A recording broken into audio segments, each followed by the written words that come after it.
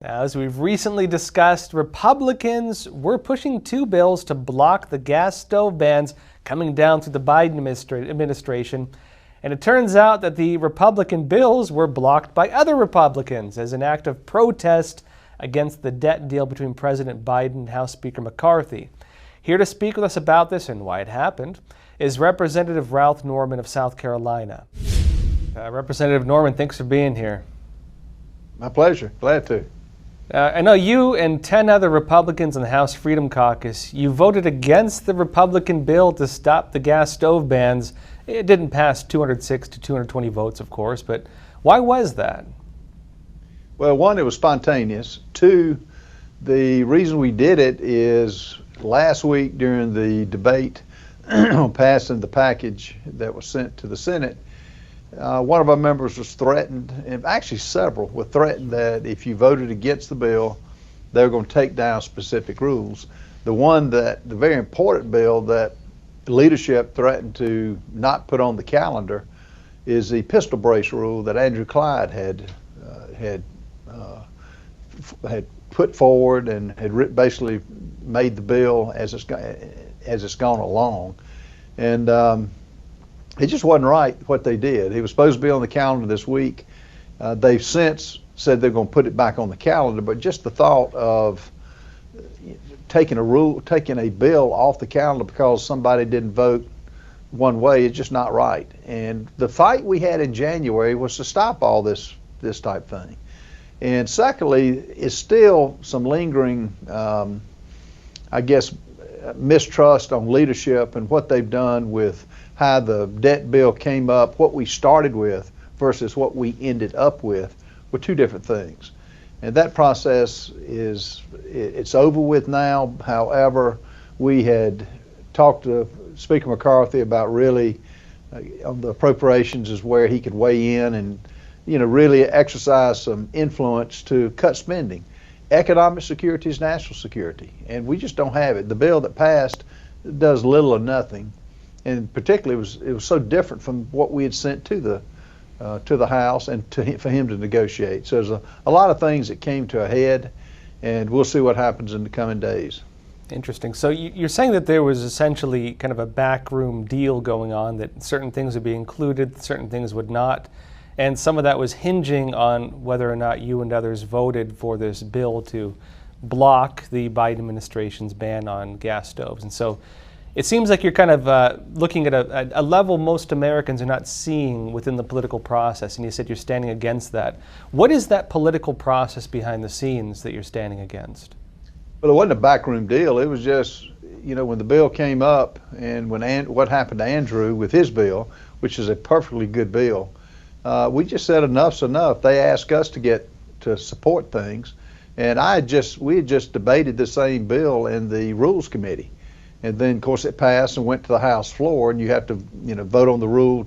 And for your listeners, to vote on a rule, it means it allows it to proceed forward to let the body vote on it, and it doesn't mean it's dead. It can come back up, and it will come back up. And what the Biden administration is doing with gas stoves is not right. So I agree with the bill. It's just everything kind of came together at one time, and we just said we'll slow this thing down, and I think we'll eventually come to a conclusion. So there's nothing magic about this. I mean, in Washington, everything moves slow.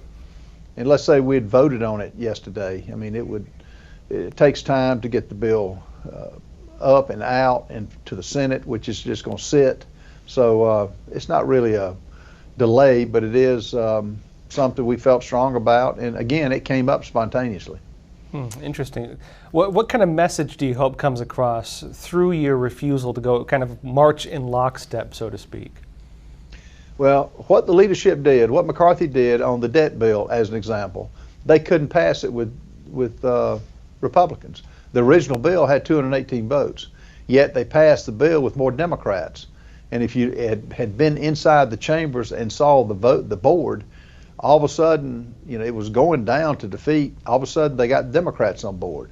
And so you basically had, more Democrats supporting it than Republicans. And we just should have been included in the process. And there should have been more debate rather than the way it came down was all the Republicans got a call and said, this is what we negotiated, take it or leave it. And so that's kind of how it played out, and it shouldn't play out. We've got a 4-seat majority. We're going to have a lot of issues coming up, and they're going to have to work. Leadership is not can't sail on their own. They're going to have some buy-in from all of us. Not that we're going to agree on everything, but what took place with the debt bill was not right. Well, on the note of the debt bill, I remember House Speaker McCarthy, when he first came into his position, was criticizing the bad spending coming down from the Biden administration. I get the sense that you and others feel that he's not living up to the concerns he expressed. Is that accurate? Yeah, and we feel like there's a lack of confidence in him on this particular bill. Now, granted, what he bought into was something we didn't buy into, or many of us didn't. When Janet Yellen set the X date, meaning the date that the nation was going to default on the bonds and Social Security and pay for veterans, she had moved twice, June 1 and then June 3rd. And so I never bought into the fact that we had to get it done in the time limit we did, with basically no buy-in from what was a brand new bill, what was totally different than what we'd originally sent over, and what was just something that we felt like we should have gotten more out of it. This is a liberal bill that continues the spending just like it's been going on in Washington, D.C. for as long as I can remember. Representative, switching topics a little bit, I know that people are generally concerned, I think, about the World Health Organization.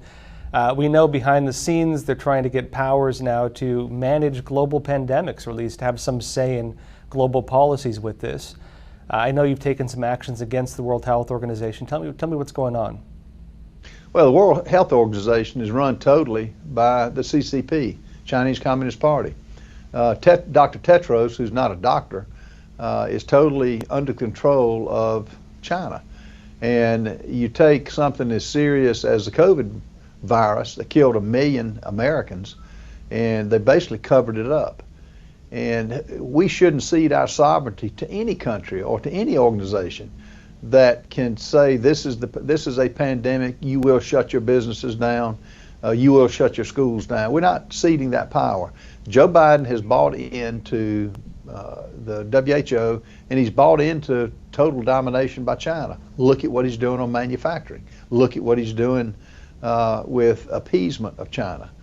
So, I had sent a letter to McCarthy to withdraw from the WHO and to cut the funding, and never got a response back. We wanted that a part of the spending bill that originally was sent over, but it wasn't included.